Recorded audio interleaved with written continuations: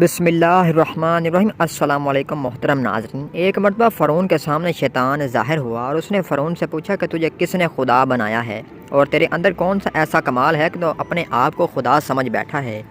تو فرعون نے کہا کہ میرے پاس بہت بڑی طاقت ہے، میرے پاس بہت سا سونا چاندی ہیرے جواہرات ہیں اور میں بہت بڑے ملک کا مالک بھی ہوں۔ شیطان نے پوچھا اور کیا ہے تیرے پاس؟ فرعون نے کہا کہ میرے پاس اندرونی ایسی طاقت ہے جو تیرے پاس نہیں ہے۔ تو شیطان نے کہا کہ دکھاؤ۔ اس پر فرعون نے فوراً اپنے غلاموں کو حکم دیا کہ اسی وقت 1000 جادوگر بلائے جائیں اور وہ سب مل کر اس شیطان کو اپنی پھونکوں اور اثر سے اڑا دیں، اور انہوں نے اپنا جادو دکھایا۔ شیطان کو بھی اللہ تعالیٰ نے بڑا علم دیا ہے۔ شیطان نے ایک پھونک ماری جس سے سارے جادوگروں کے اثرات ختم ہو گئے۔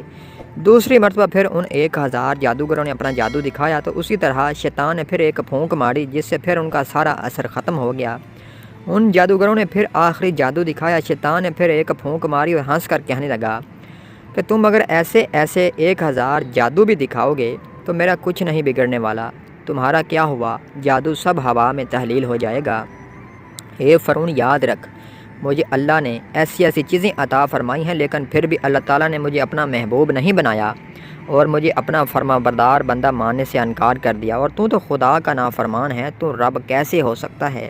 علماء کرام اس واقعے کے بعد لکھتے ہیں کہ انسان اگر خدا کی نافرمانی شہوت کی وجہ سے کر لے تو اس کا گناہ اللہ تعالیٰ معاف فرما دیتے ہیں۔ نفسانی خواہش کی وجہ سے اگر گناہ سرزد ہو جائے اور انسان اپنے گناہوں سے توبہ کر لے تو اللہ تعالیٰ اس کو بھی معاف فرما دیتے ہیں، لیکن اگر کوئی تکبر اور غرور کرے تو اس کو توبہ کی توفیق نہیں دیتے، یعنی تکبر اور غرور کی وجہ سے توبہ جیسی نعمت سے محروم ہو جاتا ہے۔